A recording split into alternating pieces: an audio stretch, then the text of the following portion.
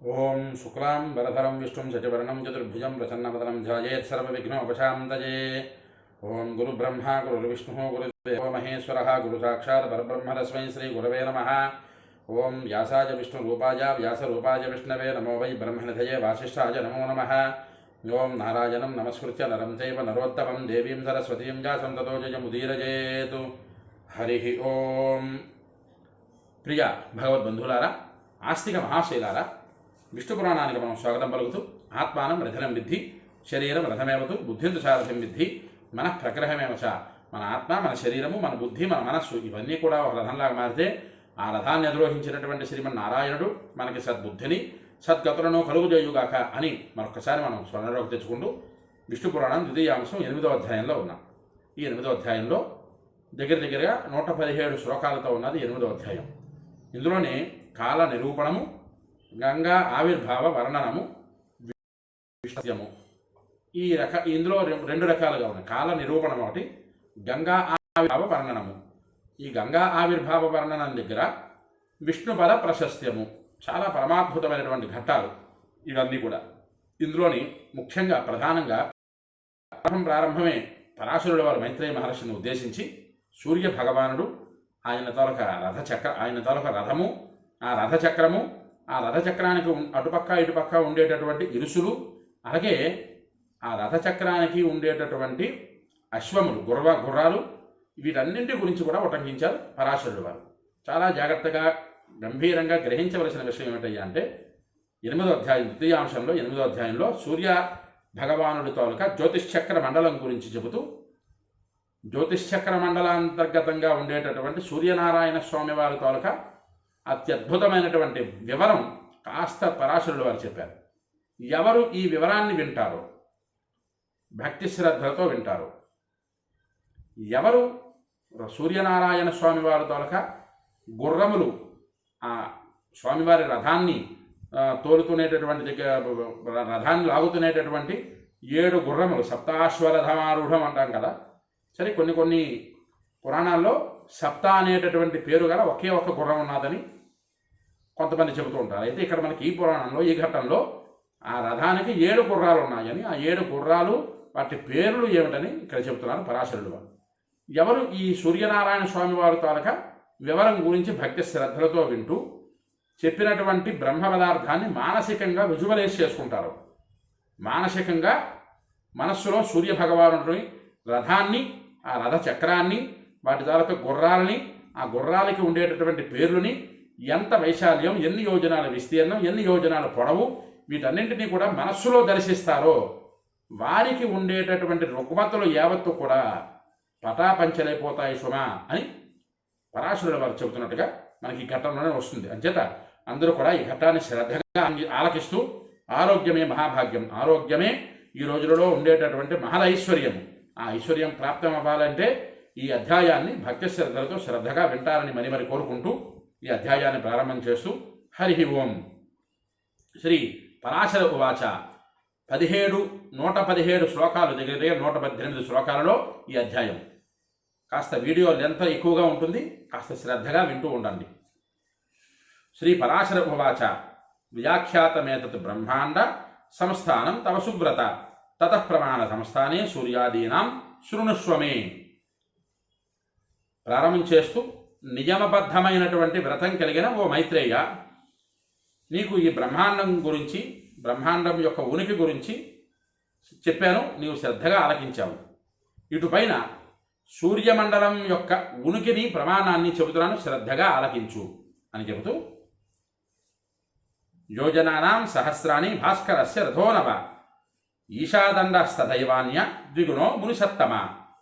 ఓ మునిశ్రేష్ఠ, భగవంతుడైనటువంటి శ్రీ సూర్యనారాయణ యొక్క రథం విస్తీర్ణము 9,000 యోజనాల విస్తీర్ణంలో ఉన్నది. పొడవు ఎత్తు కాదు, విస్తీర్ణం వైశాల్యంలో 9,000 యోజనాల వైశాల్యంలో సూర్యనారాయణ స్వామి తాలూకా రథం ఉన్నది. దాని ఈశాదండము అంటే పోలుకర్ర అంటాం దాన్ని, మన భాషలో పోలుకర్ర, దానికి రెట్టింపుగా ఉన్నది. ఆ 9,000 యోజనాల తాలూకా వైశాల్యంతో కూడుకున్నటువంటి ఆ రథానికి ఈశాదండము 18,000 యోజనాల విస్తీర్ణంలో ఉన్నది అని చెబుతూ ఇచ్చట సూర్యమండలం రథంతో పోల్చబడి వర్ణించబడుతోంది. సూర్యమండలం రథంతో పోల్చబడుతోంది. ఒక రథం ఆ సూర్యమండలానికి ఎంత వైశాల్యము, ఎంత ఎత్తు, ఎన్ని పొడవు, ఇవి అన్నీ కూడా రథంగా పోలుస్తున్నారు ఇక్కడ పరాశరుడు వారు మైత్రేయ మహర్షికి చెబుతూ. సార్ధ కోటిస్తథా సప్త నియతాన్యధికాని వై యోజనానాంతు తస్మాక్షస్తత్రం చక్ర ప్రతిష్ఠితం. దాని ఇరుసు 1,57,00,000 యోజనాల విస్తీర్ణం ఉంటుంది, పొడవు ఉంటుంది. ఇరుసు అంటాం దానికి. ఇక ఇరుసు అంటే దాని అర్థం ఏమిటి, దాని వివరాలు ఇంకా లోతుల్లోకి వెళ్ళడానికి లేదు. ఎందుకంటే ఒక చక్రం పడిపోకుండా నిలబడాలి అంటే ఈ చక్రానికి ఉండేటటువంటి కొన్ని పరికరాలు, ఆ పరికరాలు ఈ చక్రము జారిపోకుండా ఉండడానికి ఆ రెండింటికి కలిపి పెట్టినటువంటి ఒక ఇరుసు. అలాగే ఆ ఇరుసు 1,57,00,000 యోజనాల పరిమిత విస్తీర్ణంలో ఉంటుంది. అందు చక్రం అమర్చబడి ఉన్నది. చక్రం అమర్చినటువంటి దానికి ఇరుసుని అమర్చి ఉంచారు. త్రినాభిమతి పంచారే షండే మిన్యా క్షయాత్మకే సంవత్సరమయే కృష్ణం కాలచక్రం ప్రతిష్ఠితం. 3 తూములు, 6 ఆకులు, 6 పట్టాలు కలిగినటువంటి ఈ అక్షయమైన సంవత్సరమైన కాలచక్రమంతా పూర్తిగా దానిలో ప్రతిష్ఠించబడింది అని ఇక్కడ చెప్తున్నారు. 3 తూములు ఏమిటి, 6 ఆకులు ఏమిటి, 5 ఆకులు ఏమిటి, 6 పట్టాలు ఏమిటి, దీని వివరం ఏమిటి, ఇది కాస్త తెలుసుకోవాలి కదా మనం. సూర్యమండలానికి 3 తూములు. ఈ 3 తూముల గురించి చాలామంది చాలా రకాలుగా చెప్పారు. అందులో మొట్టమొదటిది పూర్వాహ్నము, మధ్యాహ్నము, అపరాహ్నము. ఉదయము, మధ్యాహ్నము, సాయంకాల వేళ అంటే 4 గంటల సమయం. కాదు ఇదే కాదు, ఇంకా శీతాకాలం, వర్షాకాలం, వేసవికాలం, ఇవి 3 తూములుగా అన్నారు. ఒకళ్ళు పూర్వాహ్నం అని సూర్యోదయం దగ్గర నుంచి మధ్యాహ్నం వరకు 3 తూములుగా లెక్కించారు సూర్యనారాయణ స్వామి వారి తాలూకా రథాన్ని. పూర్వాన్నము, మధ్యాహ్నము, అపరాహ్నము. అది కాదండి అంటే మరికొంతమంది మహర్షులు ఏంటన్నారు, ఇక్కడ శీతాకాలం, వర్షాకాలం, వేసవికాలము అని 3 కాలాలుగా చెప్పారు. కాదు ఈ 3 కాలాలే కాదు, భూత భవిష్యత్ వర్తమాన కాలాలు, భూతకాలము, వర్తమాన కాలము, భవిష్యత్తు కాలము, ఈ 3 కాలాలు కూడా ఈ స్వామివారికి 3 తూములుగా ఉన్నాయి అని చెప్తున్నారు. ఇక్కడ ఎవరు ఏ విధంగా చెప్పినా పరాశరుడు వారు చెప్పినటువంటిది ఏంటయ్యా, ఈ 3ంటిని కలిపి లెక్క వేయండి. 3 సమయాలలో భూత భవిష్యత్ వర్తమాన, భూత వర్తమాన భవిష్యత్ కాలములు, ఆ కాలములలో శీతాకాలం, వర్షాకాలం, వేసవికాలం, ఆ కాలాలలో ఉదయం, మధ్యాహ్నం, సాయంకాల వేళ అంటే పూర్వాహ్నము, మధ్యాహ్నము, అపరాహ్నము, ఈ 3 వేళలలో ఆ స్వామివారు మనకి కనిపిస్తూ ఉంటారు అని భావంగా వస్తుంది. ఇక్కడ అవి 3 తూములు అంటే అర్థంగా మనం తీసుకోవాలి. ఇకపోతే ఇక్కడ ఏం చెప్పారు, 5 ఆకులు అని చెప్పారు. ఏమిటా 5 ఆకులు? ఈ 5 ఆకులు అంటే అర్థం ఏమిటి మనకి, సంవత్సరము, పరిసంవత్సరము, ఇడావత్సరము, అనువత్సరము, వత్సరము, ఇవి అన్నీ సంవత్సరానికి పేర్లు. ఇవన్నీ కూడా సంవత్సరానికి పేర్లు. ఏమిటవి? సంవత్సరము, పరివత్సరము, ఇడావత్సరము, అనువత్సరం, వత్సరం, ఇవి 5 ఆకులు. అందుకే మనకి చాలా జాగ్రత్తగా చూడండి, రథసప్తమి పూజ చేసేటప్పుడు సూర్యనారాయణ స్వామి వారి రథాన్ని చిక్కుడు పిక్కలతో అలాగే ఈయన పుడకలతో తయారు చేస్తూ 5 ఆకులు పెడతారు అక్కడ, చిక్కుడు ఆకులు. ఈ చిక్కుడు ఆకులు 5 పెట్టి బొగ్గుల మీద కానీ లేదా ఆవు పిడకలతో చేసినటువంటి పొయ్యి మీద కానీ పరమాన్నాన్ని వండి అది స్వామివారికి నైవేద్యం పెట్టి దాన్ని మహాప్రసాదంగా పుచ్చుకుంటారు. ఇవి 5 ఆకులు. ఎందుకు ఈ 5 ఆకులు పెట్టాలి? సంవత్సరము, పరివత్సరము, ఇడావత్సరము, అనువత్సరము, వత్సరము, ఈ సమయాలలో ఏ సమయంలో కూడా అనారోగ్యం మన దరికి చేరకుండా ఉండాలని అదొక భావంగా మనకి ఇక్కడ చూపిస్తున్నారు 5 ఆకులుగా. ఇకపోతే 6 ఆకులుగా, ఈ పట్టాల గురించి మనం ప్రత్యేకంగా కాల పట్టాలు లేదా రైలు పట్టాలు ఇవి కాదు. పట్టాలంటే 6 పట్టాలుగా, 6 పట్టాలంటే 6 ఋతువులు. ఈ 6 ఋతువుల కాలంలో ఏ మానవుడు ఈ స్వామివారి తాలూకా ఈ వర్ణన గురించి వింటాడో వానికి ఎట్టి పరిస్థితుల్లో అనారోగ్యం దరిజారకుండా ఉంటుంది అని చెబుతున్నారు పరాశరుల వారు. 6 ఋతువులు అని భావం చేసుకోవాలి. సూర్యుడనే జ్యోతిర్మండలం దూరం నుంచి గుండ్రంగా కనిపిస్తుంది, కానీ వర్తులాకారపు కొలతలతో ఉండేది కాదు. సూర్యమండలం గుండ్రంగానే కనిపిస్తుంది, కోలగా, అడ్డుగా, నిలువుగా ఈ రకంగా కనిపించదు అని చెప్తున్నారు పరాశరుడు వారు. 24 సహస్రాణి ద్వితయోక్ష వివస్వత పంచాన్యాని తు సార్ధాని స్యంధనస్య మహామతే భగవంతుడైనటువంటి సూర్యుని యొక్క రథానికి ఉన్న రెండో ఇరుసు దాని తాలూకా ప్రమాణము 45,500 యోజనాలు. సరే, యోజనం అంటే మనం ఈ రోజుల్లో లెక్క కిందటి వీడియోలో చెప్పుకున్నాం. యోజనం అంటే ఎన్ని కిలోమీటర్లు వస్తుందని. అలాగే ఇక్కడ స్వామివారి తాలూకా రెండవ ఇరుసు, స్వామివారి తాలూకా రథచక్రానికి ఒక పక్క ఒక ఇరుసు, ఇంకొక పక్క ఇంకో ఇరుసు. ఈ రెండో ఇరుసు తాలూకా ప్రమాణము 45,500 యోజనాలు అని చెబుతున్నారు. అక్షప్రమాణముభయో తద్యుగార్ధయో హ్రాశ్వో అక్షంత్యద్యుగార్ధనే ధ్రువాధరో రథస్య వై ద్వితీయే క్షేతు తచ్చక్రం సంస్థితం మనసాచలే. ఇక్కడ పరాశరుడు వారు చెబుతూ ఈ రెండు ఇరుసుల పొడవు ఈ రథం తాలూకా కాడి సాగల పొడవుకు సమానంగా ఉంటుంది. ఈ రథం ఒక ఎడ్లబండి ఉన్నది, ఎడ్లబండికి కాడి కట్టి ఆ కాడికి రెండు పక్కల ఎదురు కట్టి లాగుతాం. ఈ ఇటుపక్క ఉండే ఈ చక్రానికి ఇటుపక్క ఉండే ఇరుసు కానీ అటుపక్క ఉండే ఇరుసు కానీ ఈ కాడి ఎంత అయితే పొడవుగా ఉంటుందో అంత పొడవుగా ఉన్నాయి ఈ రెండు ఇరుసులు. ఈ రెండు ఇరుసులు ఎంత పొడవుగా ఉన్నాయో అంతే పొడవుగా ఉంది కాడి అని చెబుతున్నారు ఇక్కడ పరాశరుడు వారు. ఈ రథం యొక్క చిన్న ఇరుసు కాడికి సగ భాగం ధ్రువమండలం ఆధారంగా నిలబడి ఉంది. ఈ రథం నిలబడాలి అంటే ఒక పక్క ఇరుసు మన బ్రహ్మాండంలో ఉండేటటువంటి ధ్రువమండలాన్ని ఆధారంగా చేసుకొని ఒక పక్క ఇరుసు నిలబడి ఉంటే, రెండవ ఇరుసు చక్రంలో ఉండేటటువంటి రెండవ ఇరుసు మానసోత్తర పర్వతంలో మానసోత్తర పర్వతంపై ఆధారంగా నిలబడి ఉంది. ఆ చక్రం నిలబడాలి, ఆ చక్రానికి ఇరుసులు పెట్టారు జారిపోకుండా, ఆ ఇరుసులు నిలబడాలి.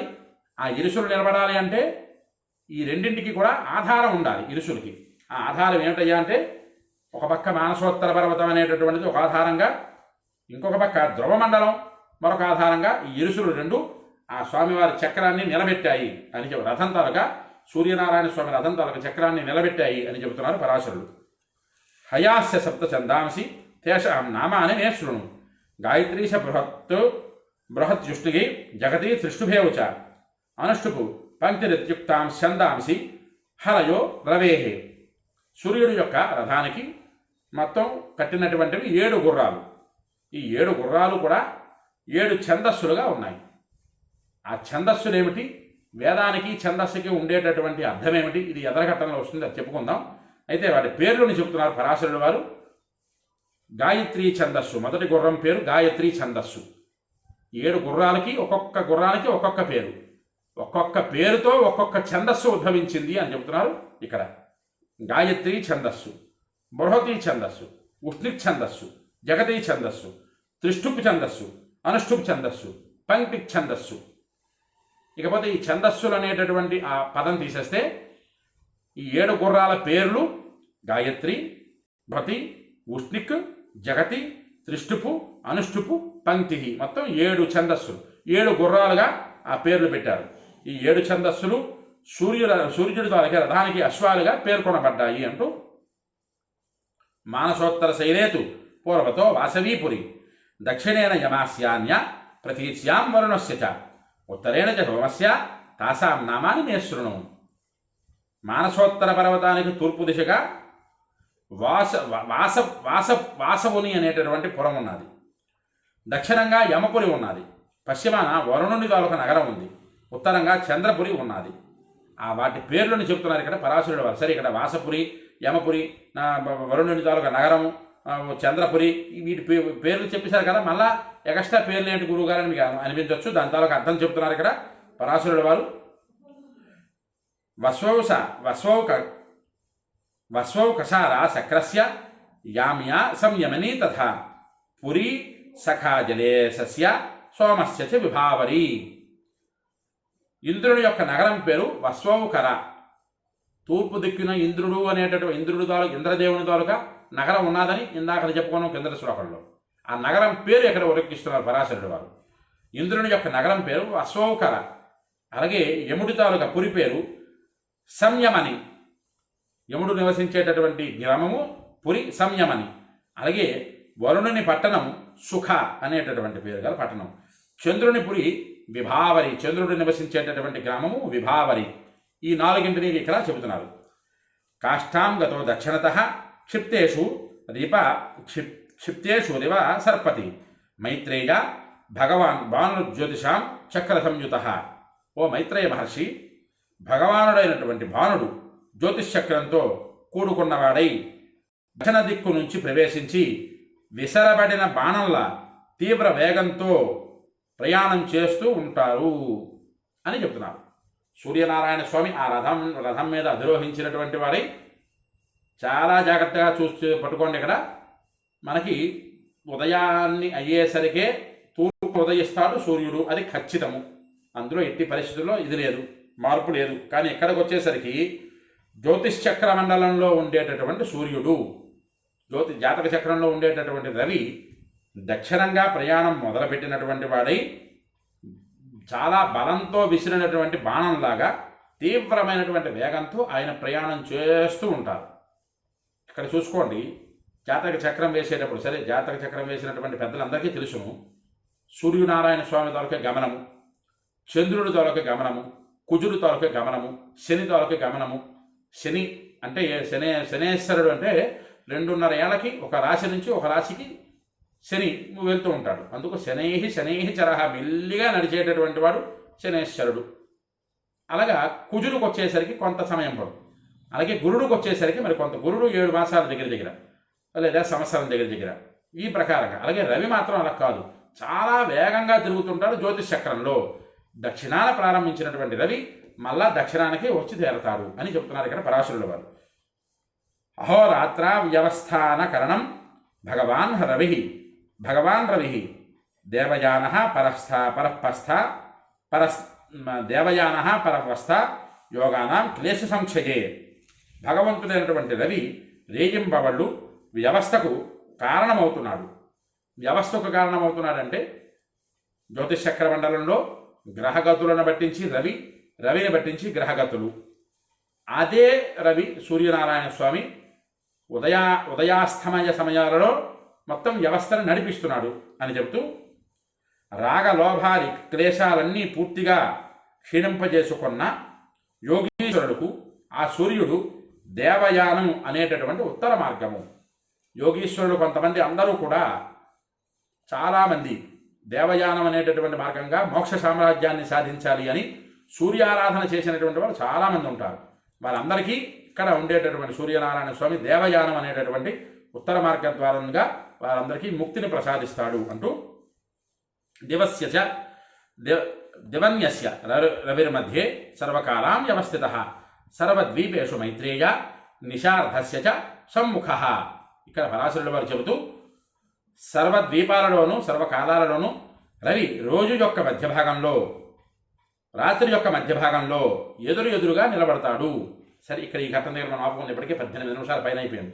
కావున సూర్యనారాయణ స్వామి వారి తాలూకా వివరం తెలుసుకోవాలి అనుకున్న వాళ్ళు, ఆరోగ్యం కావాలి, మనకు ఉండేటటువంటి రుగ్మతలు తగ్గాలి, ఇతరత్ర ఏ వ్యాధులు శరీరానికి రాకుండా సోకకుండా ఉండాలి అంటే అందరూ కూడా ఈ సూర్యనారాయణ స్వామి వారి తాలూకా వివరం కాస్త తెలుసుకోండి. అంచేత ఎవరికైతే ఈ వీడియో నచ్చుతుందో వాళ్ళని కూడా లైక్ చేయండి, షేర్ చేయండి, మీ అమూల్యమైన మాటలను కామెంట్ రూపంలో పంపించండి. విష్ణు పురాణాన్ని మీరు వినండి, తరించండి, 10 మంది చేత వినింపజేసి తరింపజేయండి. హరి ఓం స్వస్తి.